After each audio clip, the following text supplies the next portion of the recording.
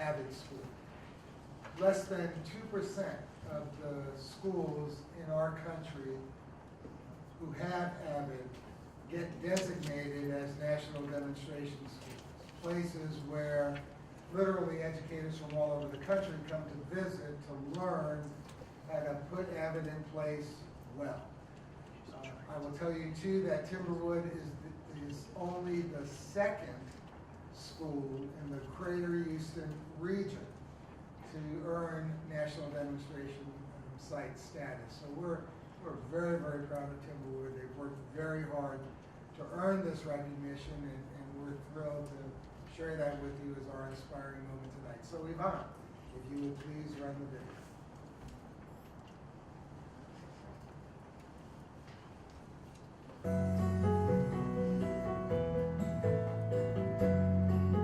AVID stands for Advancement via Individual Determination, and it is a college readiness system that spans from kindergarten all the way through higher education, so basically K through 16. Teachers identify students that have the potential to really take honors graded classes. They may not have the skill set, so we put them in AVID elective classes. We develop those skill sets. They came to my elementary school and they were showing me videos and all these kids doing what AVID does in our daily life. I was like, I really want to do this. My sister, she was already in AVID for 3 years, and when I was coming here, she was telling me a lot about how they do college and how they have tutors and things like that, and I was like, okay, I really need this, you know. So each stage is very different. In the elementary schools, AVID is school-wide. Every 5th grader, every 4th grader receives these AVID student success skills. In the middle school and high school, we do have the AVID elective class, and the class is designed for students that are academically in the middle, but that have a desire to go to a four-year university. At the high school level, they start in 9th and 10th grade, definitely focused on preparing for the academic rigor. They continue on with that, and organization and note-taking, and just those great student success skills. But they also focus on the SAT practice, SAT, ACT practice. The weekend AVID consists of 2 days of college tutorials. This is what you're seeing right now. Students are receiving help from the college tutors. They come in with a pre-work of something that they don't understand, and then they learn from each other to clarify the problem. And then the other 2 days, we work on reading strategies, we work on organization, learn about different universities. They are living the life that they dream of right now, so to have that relationship with someone who is there going through the process and they have the ability to answer questions or whatever they need. It helps a lot because I'm around it, not just academic-wise, but as a person, like getting to know everybody around me, getting to know I have a family is really amazing. And I think going with the knowledge I have now, going into high school, I will be able to experience and learn more. One of the big things, leadership and teamwork. I did have some leadership and now I'm so much better at it. And teamwork, I wasn't too much into it. I was more of like trying to be on the top always. But now I'm working with the team too as well. You know, Nicholas in many things that he's comfortable with, he already has a lot of confidence. But in the things that he's not already confident, he looks back, he just kind of blends in with the crowd. So I don't think they're worried that, you know, leadership skills are pretty important in life. So I think that what I see from AVID is once he gets it and he's like one step ahead. Just over the years of just AVID and training and listening to the college kids that come back and help out, it's just made her excited about it. Like, I can do this. Growing with these kids and seeing these kids grow. They come in at 6th grade and they're about this high, and then they not only mature physically, behaviorally, socially, and they just become better adults. Our students can know what their goals are. You start setting goals earlier on. When I was in middle school, certainly didn't realize that you'd be in high school, realized to take it serious and start preparing and taking those grade AP classes.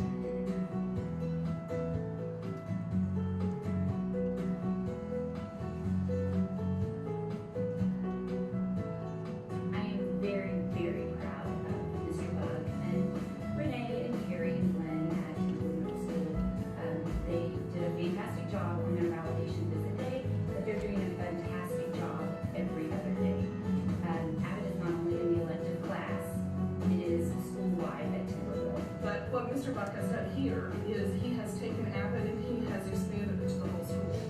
So the entire TMS population gets exposed to planning skills, gets exposed to agendas, gets exposed to all of the stuff that they're learning. When you have an entire school system doing it, then that is when the city of Humboldt is going to start to see a difference. And to me, that is the difference between what I think normal Avid is and what I see here at TMS. So, you know, hats off to you.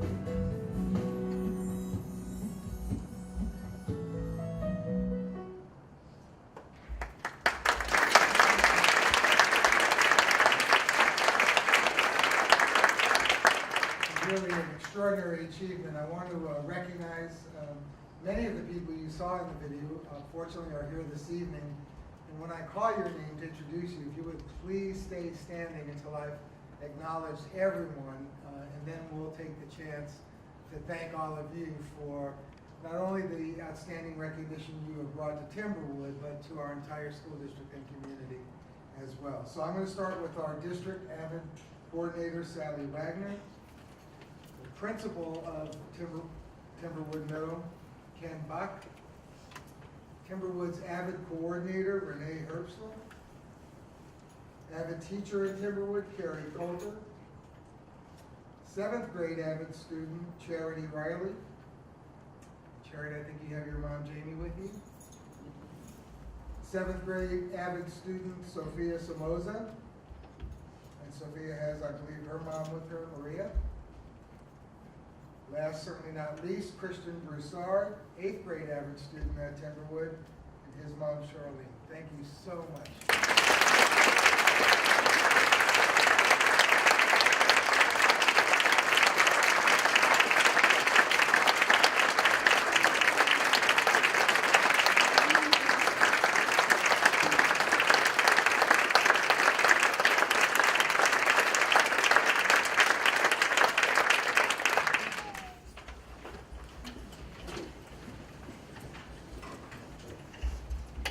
While this could never top that, we are very thrilled tonight, and thank you, Jamie, right on cue, moving to the podium, to present for commendations our super staffers of the month. So, Mr. Angelog, if you would please join me up front.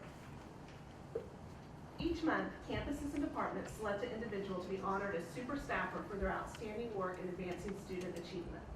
A drawing is held, and 3 honorees receive additional recognition at the school board meeting, including a $200 gift card to Papa's Restaurants thanks to an award sponsor. We are very appreciative of the sponsor for April's awards, Dr. Holly McIver of Kingwood Orthodontics. So I'm going to ask Dr. McIver to come forward and help present the awards.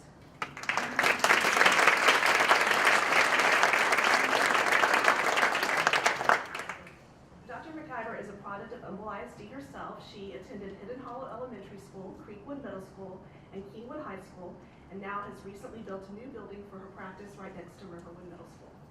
So we very much appreciate you And sponsoring. she's my daughter's doctor. And she has a lot of my money. If you need a loan, grab her on the way out. She's a wonderful, wonderful lady. Thank y'all for all that you do. That video was awesome.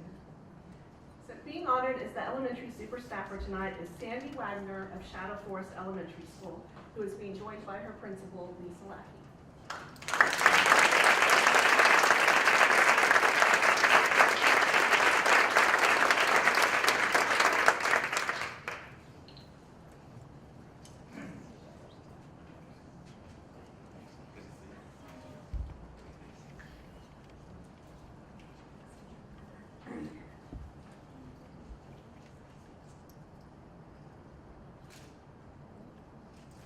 Ms. Wagner is the school secretary. Those who nominated her say, Sandy does an amazing job of juggling many different roles.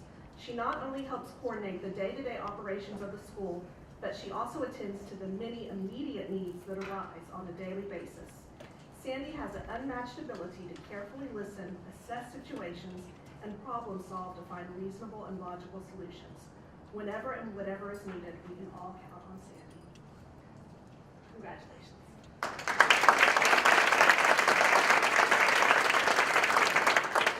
Being honored as a secondary super staffer tonight is Cindy Welch of Atascocita High School, who is joined by her principal, Bill Daniels.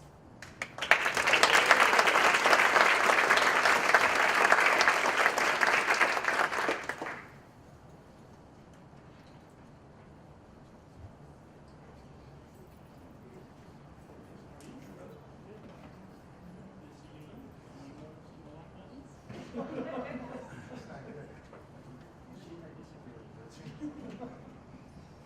Ms. Welch is a forensic science teacher at Atascocita High School. For those who nominated her say, Cindy is an innovator. She works tirelessly to create and implement lessons that engage and involve her students in authentic learning. In her forensic science class, she provides students with daily opportunities to apply what they are learning to real-life situations and problems through hands-on learning experiences. Her students love her and her forensic science course. Congratulations.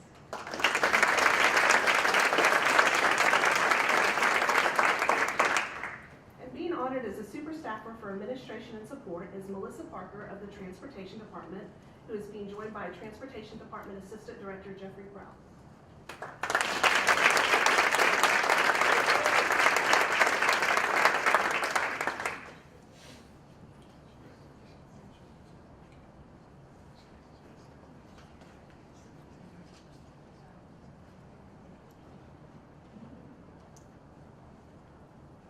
Ms. Parker is a special needs router for transportation. Those who nominated her say, Melissa is tireless in her efforts to make sure each child requiring special transportation is routed quickly, safely, and appropriately. She remains cool and calm through the most stressful times and has an amazing, positive, and pleasant attitude. Melissa has been with the district for 16 years, loves her job, and has proven herself an invaluable asset to the Transportation Department. Congratulations.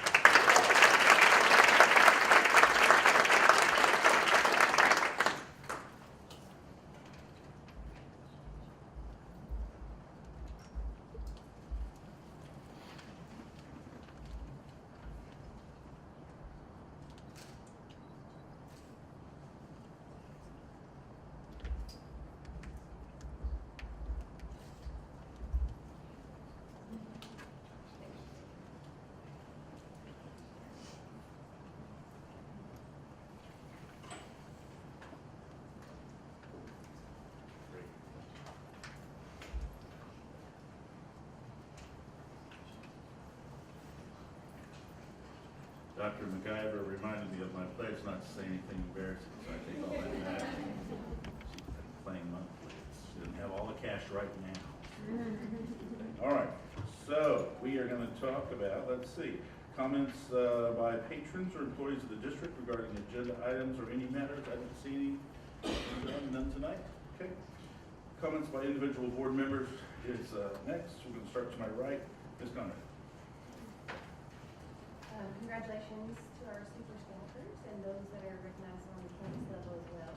I do want to commend those that are involved with AVID program, not just at TMS, but district-wide, and all the teachers that are involved in that daily. So we thank you for that. I know I've worked with several AVID teachers and students when I was in ISD, and I was always impressed by the level of questioning and just their sense of direction and knowing that they wanted to be college and career ready as they left here.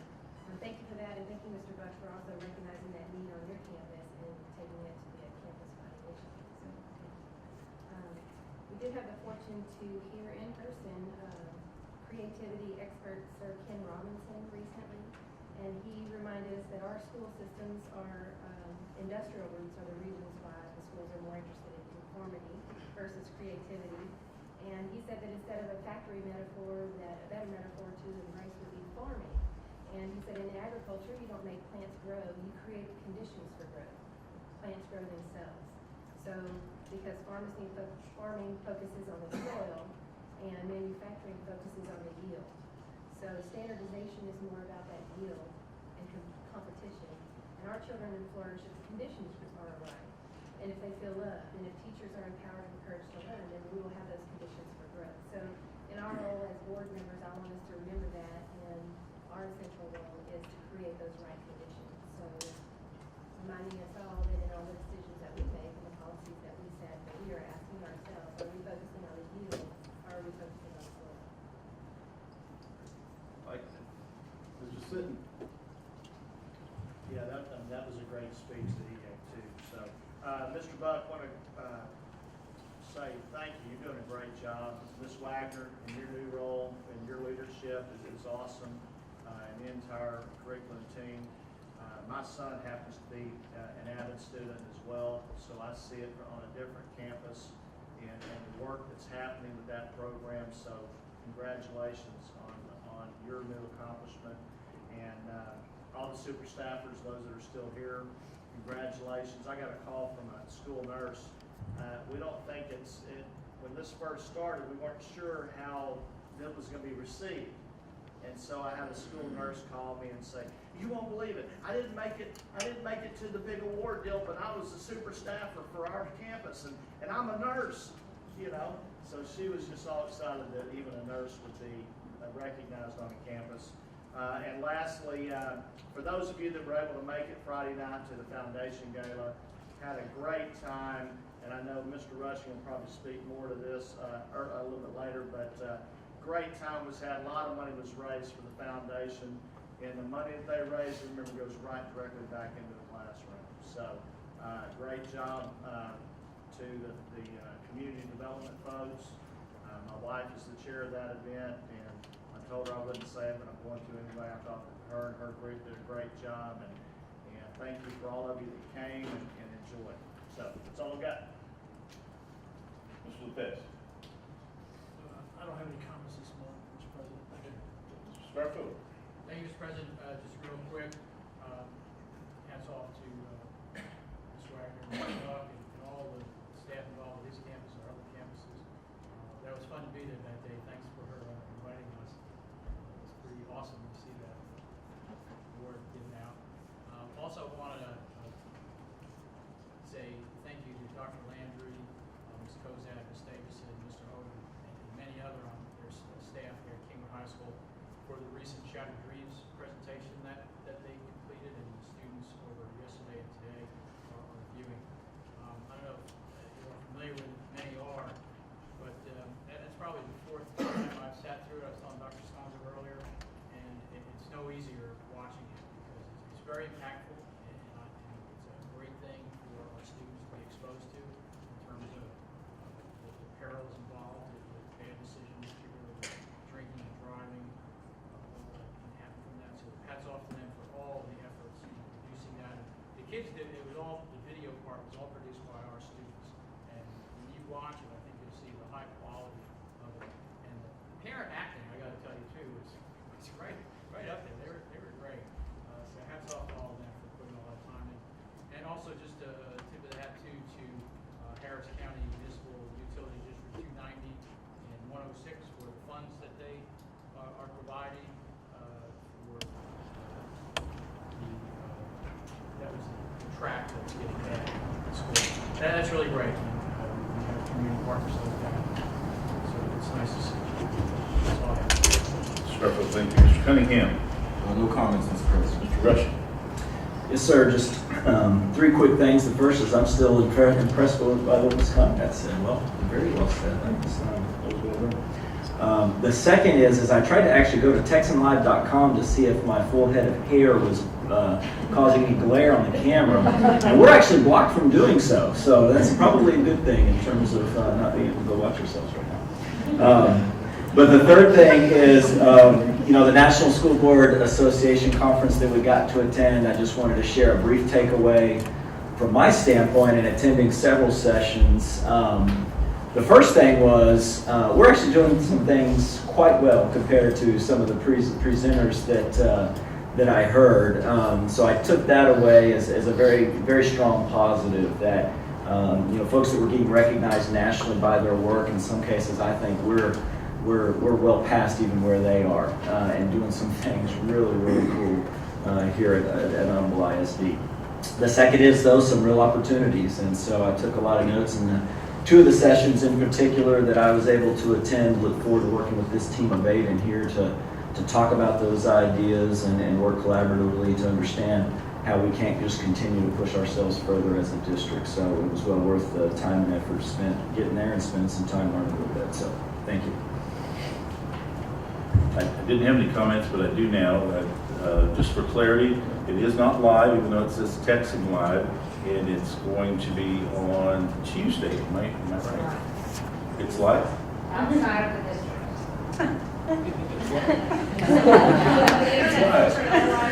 Blocking it for people who are on network computers, that the public can see it live.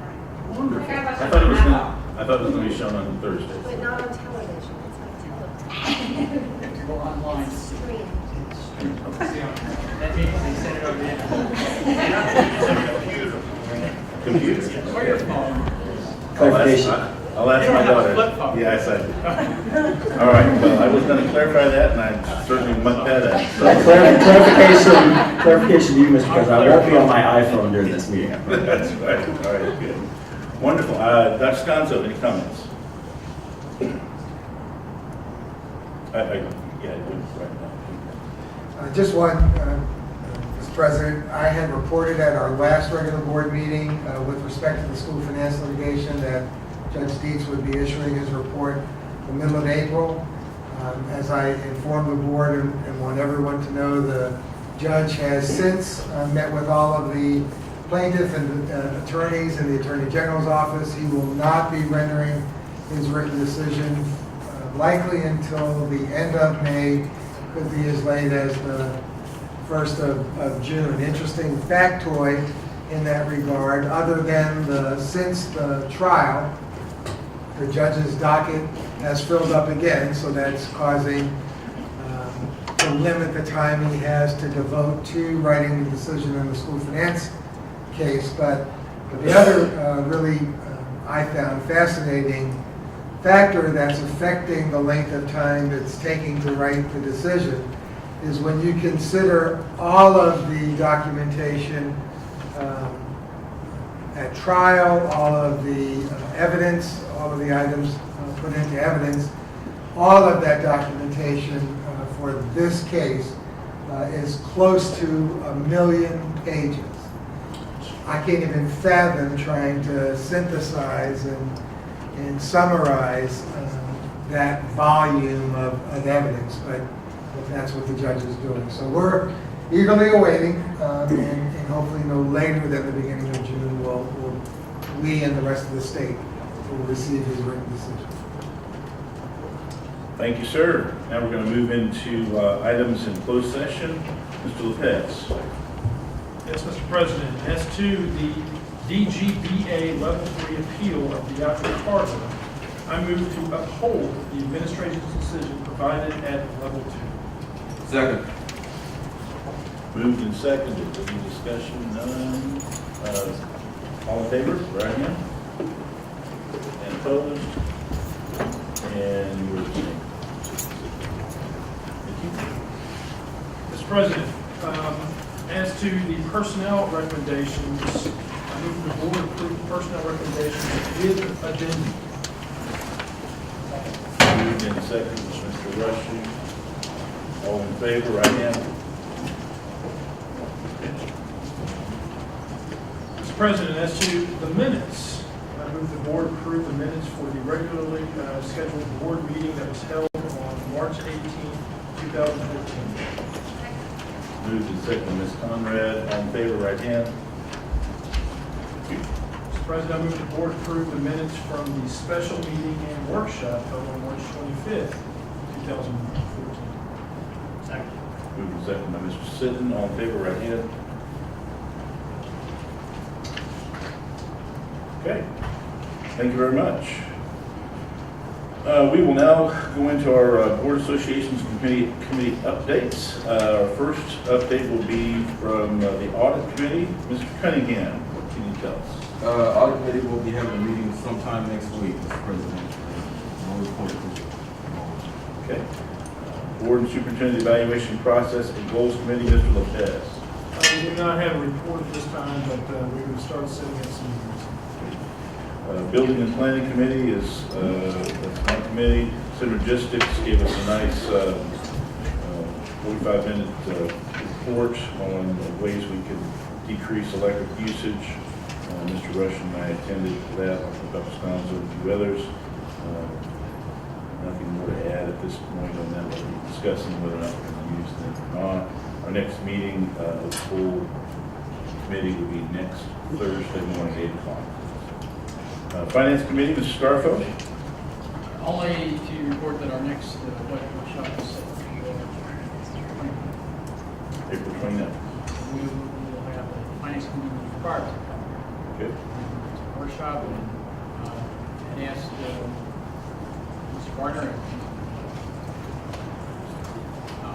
Did get all the information to you folks in terms of personnel slides, questions that they asked for some more information.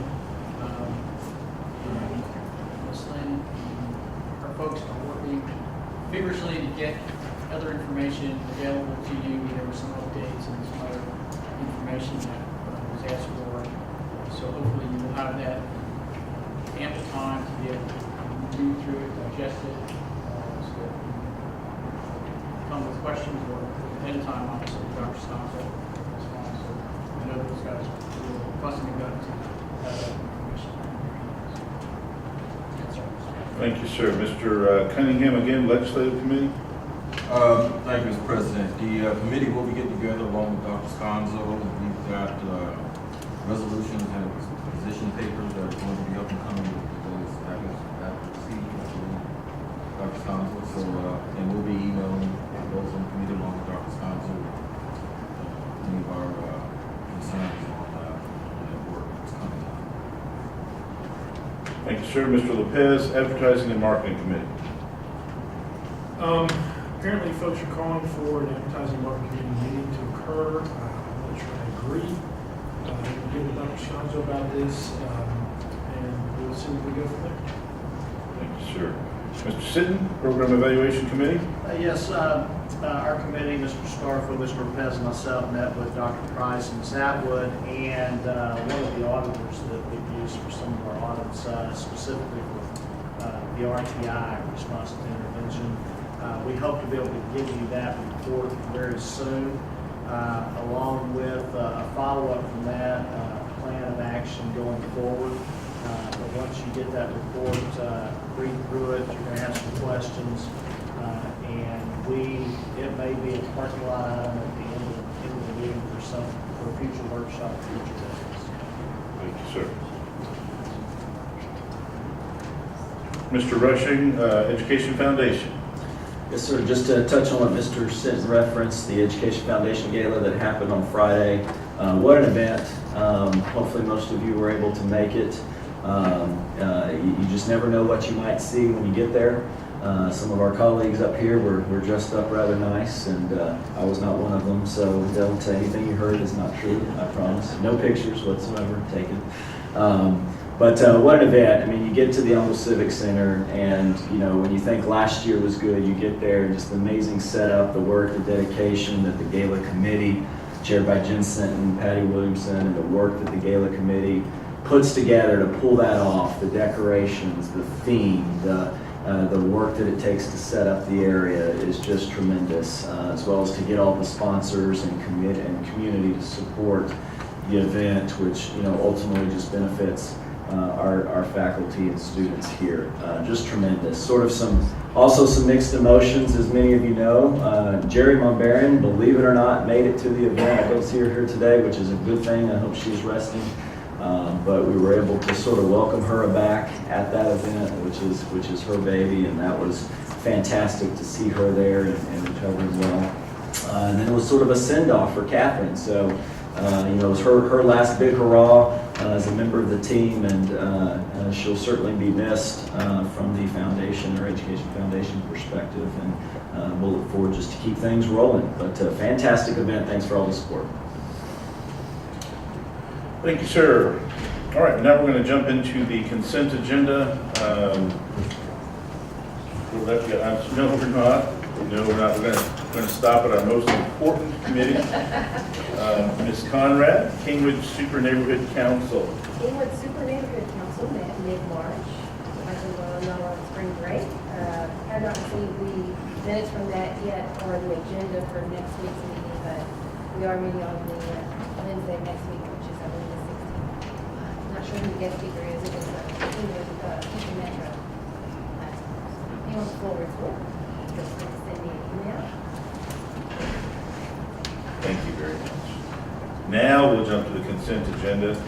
For those of you who are new to this, and people in television land, the consent agenda, we have 15 different items to discuss this evening. We've received a large packet, or actually, once we printed it off, it was a large packet of items regarding each one of these. Right now, we're going to go through each one and determine which trustees has questions. Those that don't have further questions, we will approve them by consent. So, Mr. Lopez, if you could help me out, please.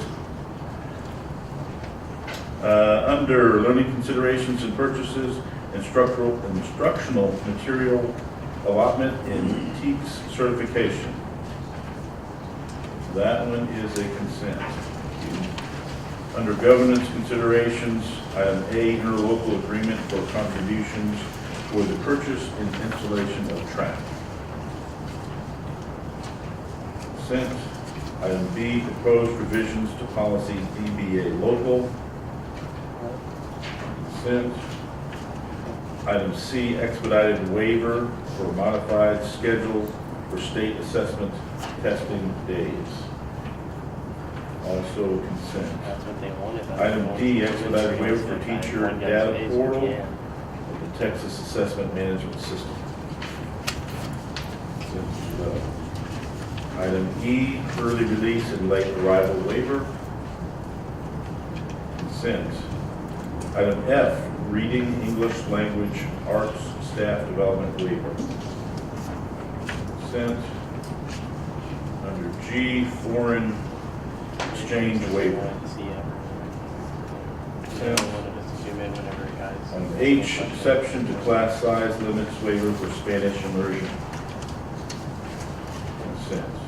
Item I, district and campus improvement. The H, yes. All right, we're going to be pulling exception to class size limits waiver for Spanish immersion. Okay. Now, item I, district and campus improvement plan goals and objectives for 2014-15. Pulled by Mr. Financial services considerations and purchases. Item A, tax refunds. Consent. Item B, waiver of P&I. Consent. Budgetary amendments. Consent. Under support services considerations and purchases. Item A, that one's been pulled, right? Right. I'm pulling that recommendation. That's right, that's been pulled.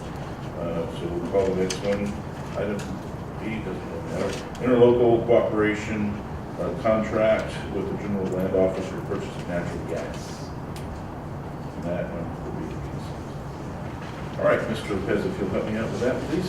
Sure, Mr. President, for the consent agenda, I move the board approve the following items by consent. Under learning considerations and purchases, item A, under governance considerations, items A, B, C, D, E, F, and G.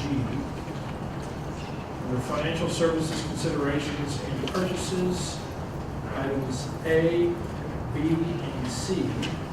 Under support services considerations and purchases, item B.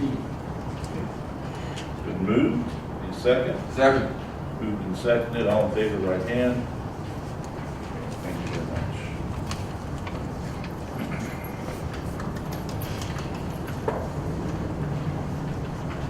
All right, so we will jump to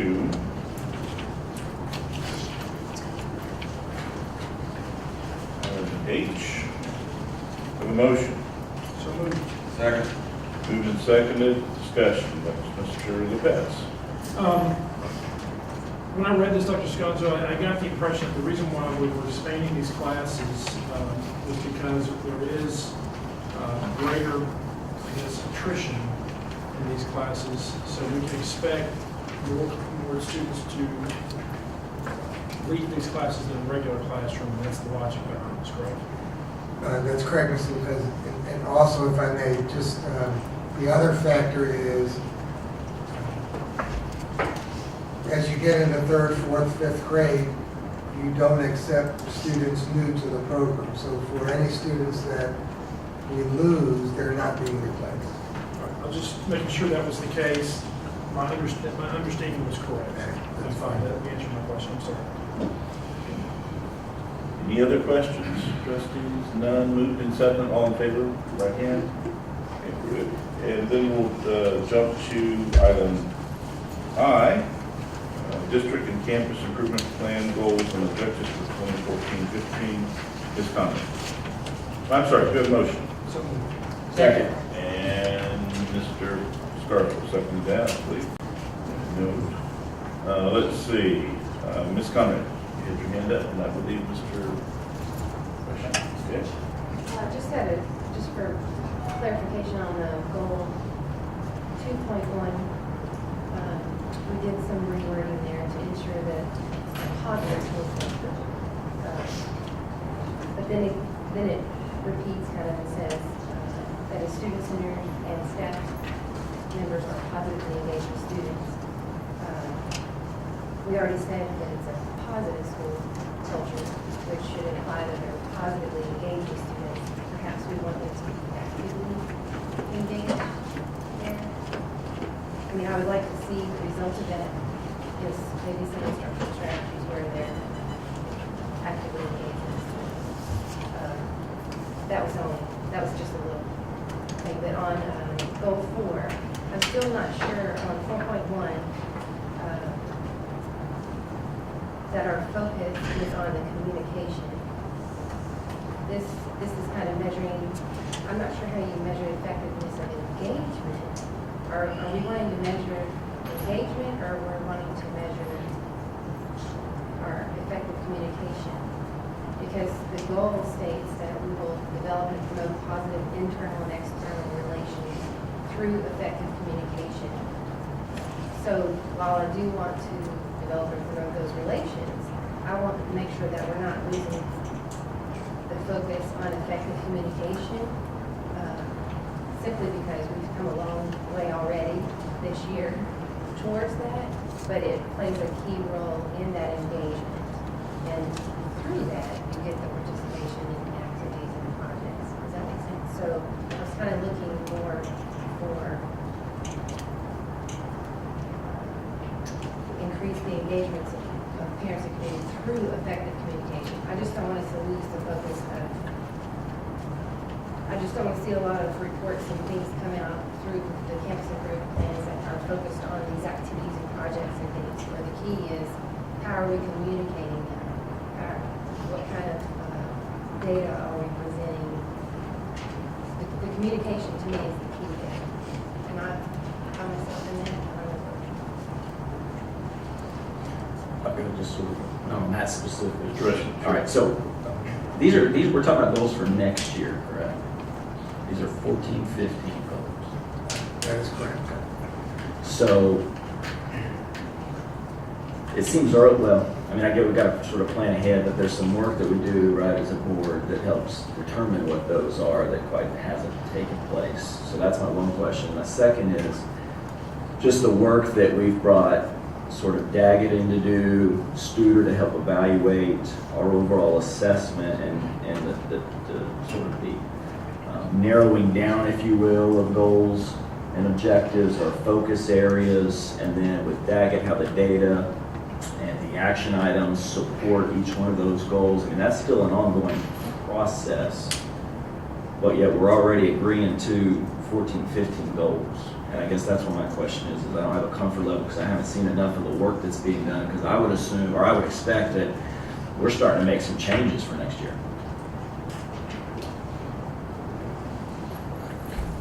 I was going to ask another question, but go ahead, Guy. No, guys, fine. Let me just try to get up to speed. So,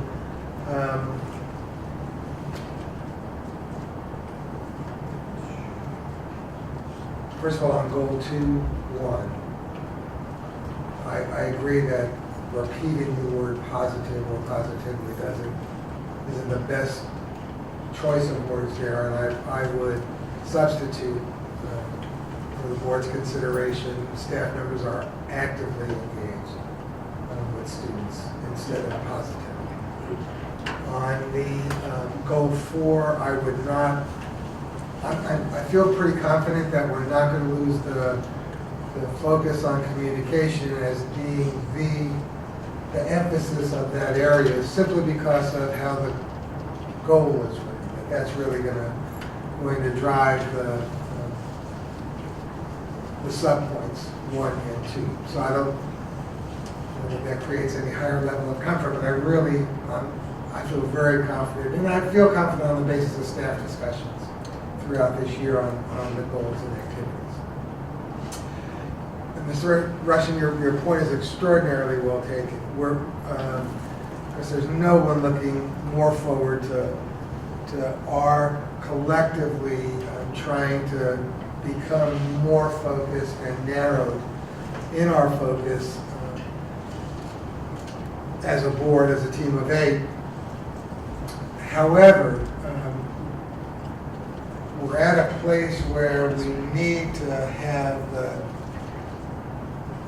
district and campus improvement plans begin development so that they are in place prior to the start of next school year, which then in turn puts us on a planning cycle that begins to drive budget development for 15-16.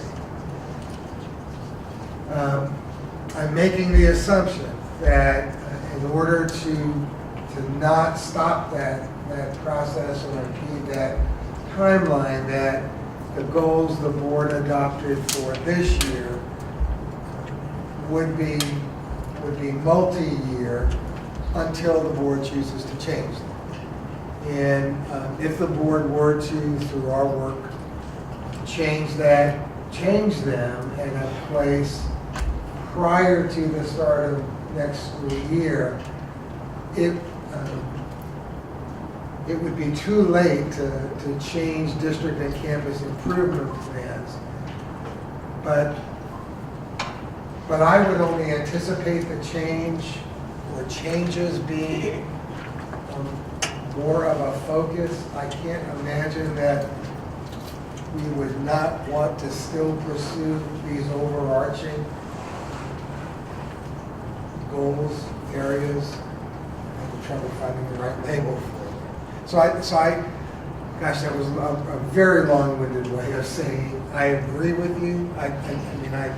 I'm on that same wavelength, but we also have to try and get our planning process on cycle, and to not do that would be then yet another, and I'm looking at some of the trustees who have sat at this table for a few years, to not do that would put us in a place where we've been for a number of years. And Dr. Scott, to your point, and Mr. Russia, maybe that's not a great term, goal there, because I still see those things that are bolded as goals. It's more, I think you're alluding to it, more like a structure. Because I can't think any time when we would ever think that Omaha ISD will attract, develop, retain world-class educators committed to serving each student. Of course we will. That is always going to be, I think, part of our fiber now.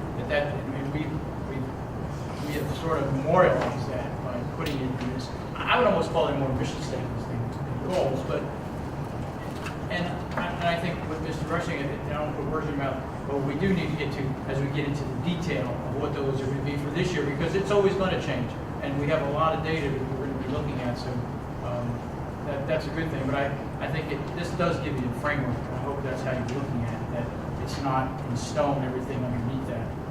So that's all I'll say on that. But let me just one micro point, because we had this exchange by email.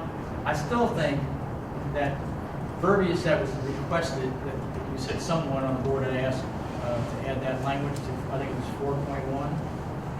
I think it kind of starts to mix the hows in there, and I don't know if that's, none of the other ones say that. And that one you're kind of saying, that I'll repeat it, that you're saying how to do it, and I don't know what you need to do that there, but that is fine by me, it stays that way. So I'll leave it at that. Mr. Rushing.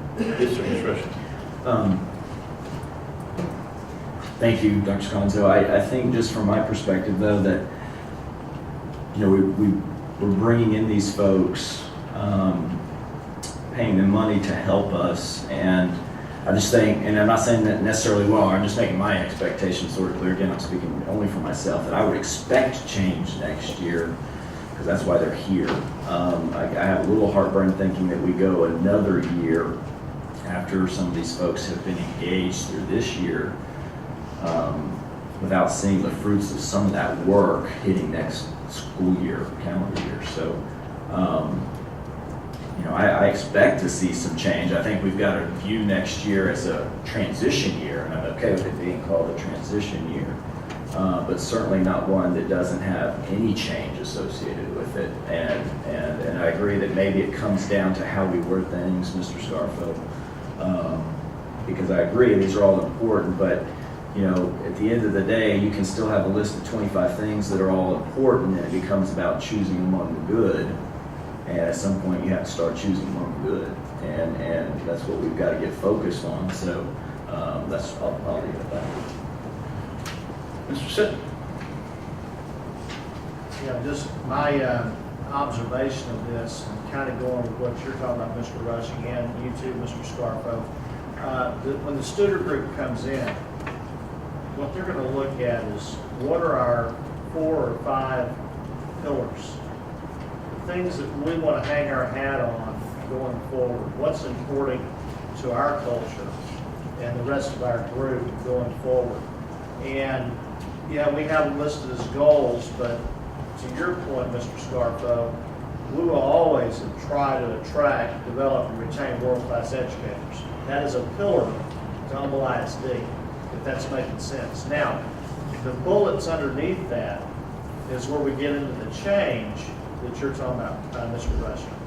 And the idea behind these groups, Studer especially, is to look at the evaluation, the data, and determine if the programs we have in place are helping us meet the needs of that particular pillar. So as a transitional year, if you will, as I know the Studer group's already spoken with the cabinet, is that correct? Not the full cabinet, okay. So they've already had some communication though with you and some of your staff. And so I would imagine, or my expectation is some of that planning of terminology and looking at what our goal structure is and how they view it and their terminology of it and stuff is already taking place. And so now it's a matter of making sure that we're all on the same page with what's important as our legacy, if you will, moving forward for decades to come. Because I think that's what we really have decided to spend money on, to determine that we're on the right track, and then turn the ball over to you guys to make sure that you have the right programs in place, the right processes in place that's going to, in the end, develop the strong student that we're used to developing, only going from good to great.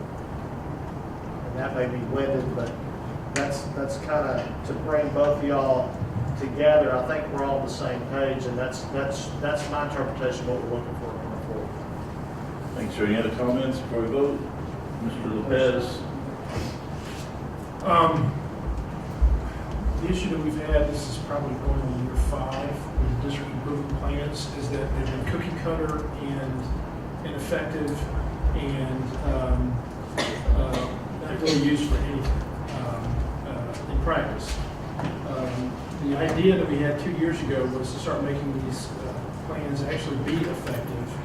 And last year, they were still cookie cutter, at least what I read.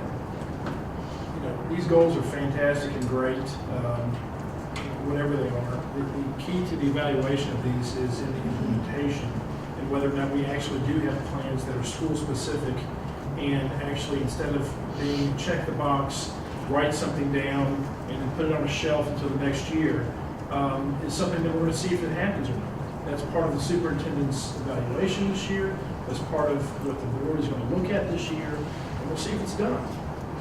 That's why I want to make sure that when these plans are done, let the schools know the board's going to review this, and then we can see if the goals of the board set are met. Campus improvement plans are critical to this district, and whether or not the district's going to improve or not, I think, personally. And we'll see. These goals are fine. The only one that I think I would have a problem with is the goal number 5. The three things below that goal don't carry out. There's really nothing in there about accountability, which needs to be in there. But I think the goal itself covers what we need to cover. Once these improvement plans are done, I of course want to get copies of several of them so we can review. I think all the board members should. But I hope that the plans that are produced are not as what has been produced for the last 5 or so years that have been produced in this district. So those are my comments. Yes, they're critical, but they're accurate. Thank you. Anything else? Yes, sir. Just a matter of process, I guess. I mean, is it something that, I mean, it's here for action today. I mean, knowing all this is going on, is there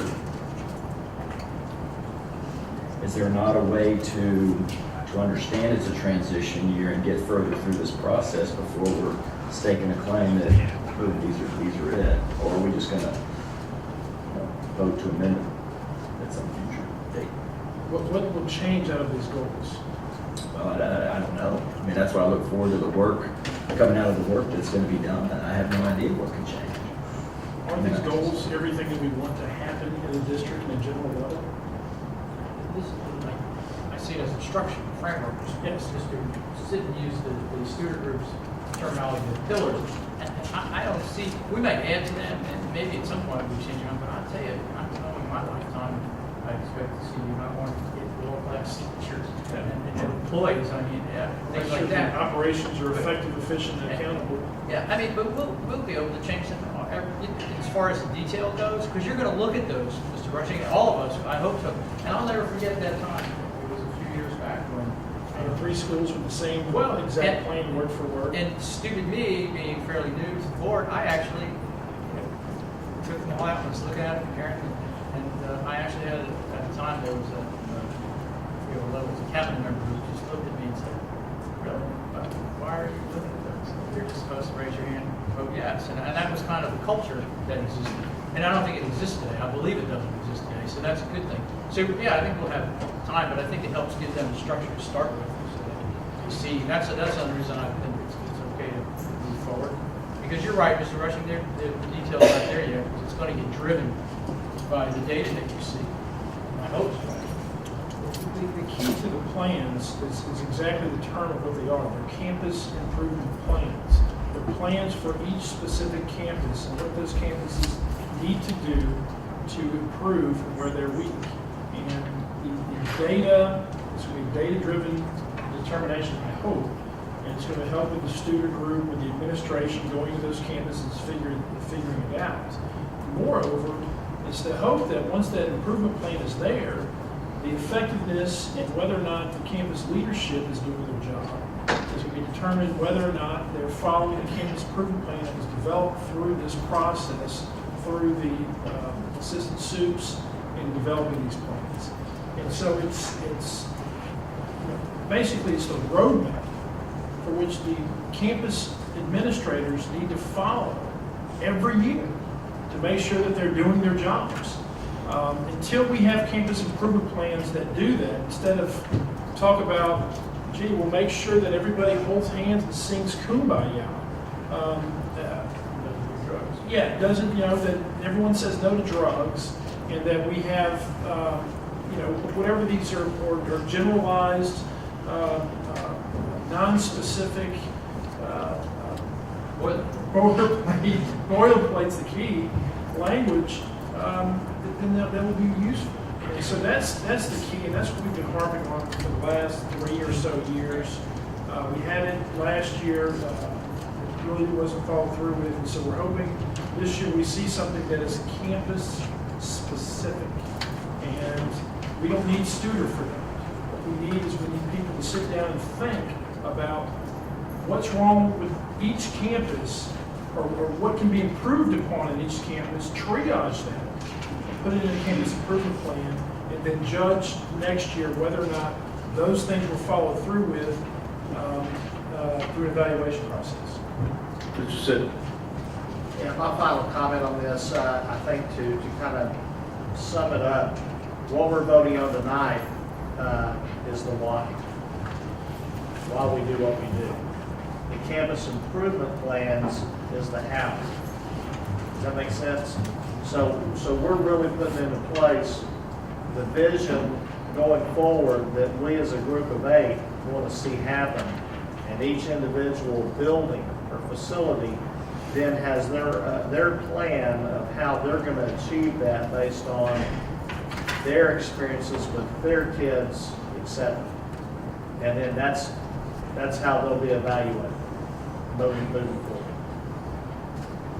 Ms. Conrad. Just to bring it all full circle. No, he just summarized. No. You're bringing it full circle. I'm bringing it Okay. full circle. All right. These are all focused on soil. And not yield. Very good. Lady Conrad, thank you. Yes. If I could just.